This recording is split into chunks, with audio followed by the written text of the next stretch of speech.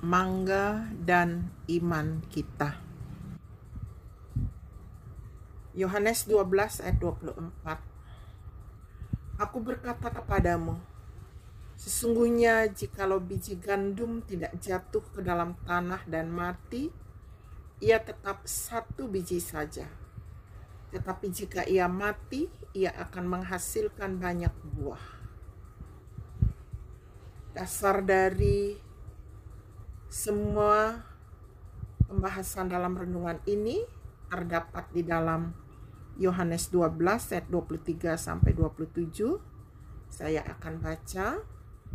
Tetapi Yesus menjawab mereka, katanya, telah tiba saatnya Anak Manusia dimuliakan. Aku berkata kepadamu, sesungguhnya jikalau biji gandum tidak jatuh ke dalam tanah dan mati, ia tetap satu biji saja. Tetapi jika ia mati, ia akan menghasilkan banyak buah. Barang siapa mencintai nyawanya, ia akan kehilangan nyawanya. Tetapi barang siapa tidak mencintai nyawanya di dunia ini, ia akan memeliharanya untuk hidup yang kekal. Barang siapa melayani aku, ia harus mengikut aku, dan di mana aku berada, di situ pun pelayanku akan berada. Barang siapa melayani aku, ia akan dihormati Bapa. Sekarang jiwaku terharu, dan apakah yang akan kukatakan? Bapa, selamatkanlah aku dari saat ini? Tidak. Sebab untuk itulah aku datang ke dalam saat ini.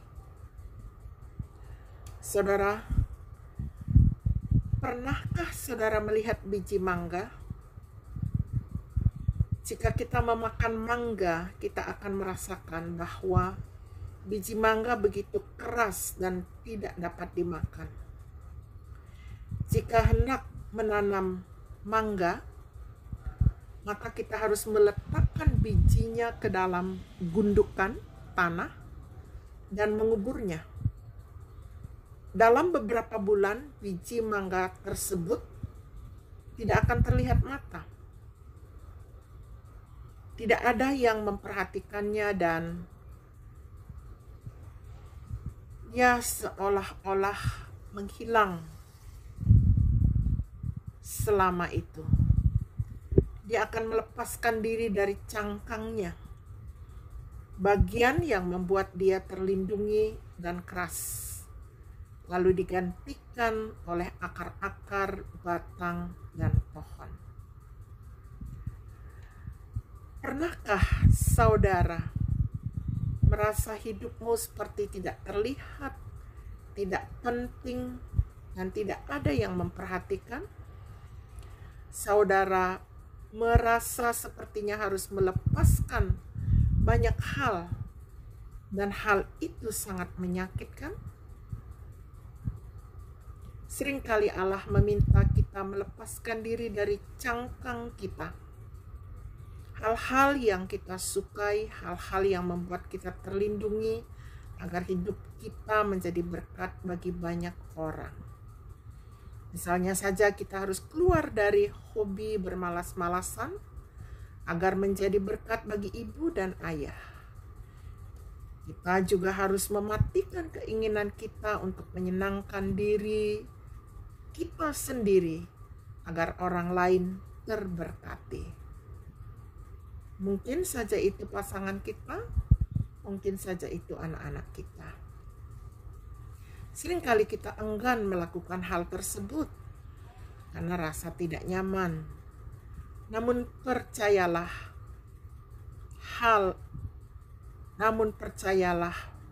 Allah akan menggantikannya dengan buah-buah rohani yang luar biasa.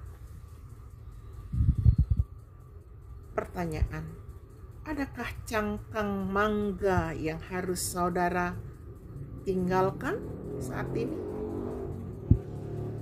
Cobalah renungkan dan dengarkan suara Tuhan. Jikalau ada, ayo lakukan. Pasti sesudah saudara melakukan, saudara akan bertumbuh dan menghasilkan buah yang lebat. Amin. Demikianlah renungan kita pada saat ini. Kiranya Tuhan menolong kita untuk melepaskan diri dari cangkang yang sering menghambat kita, bagaikan mangga yang harus terkubur dan melepaskan cangkangnya. Demikian juga iman kita harus dilepaskan dari cangkang yang mengekangnya, sehingga dia bisa bertumbuh dengan subur. Kita berdoa, Tuhan, tanamkanlah firman-Mu ini di hati kami. Jikalau ada cangkang-cangkang kehidupan yang harus kami lepaskan, kami siap mendengarkan suara-Mu dan siap melakukannya. Dalam nama Yesus kami mohon berkat-Mu.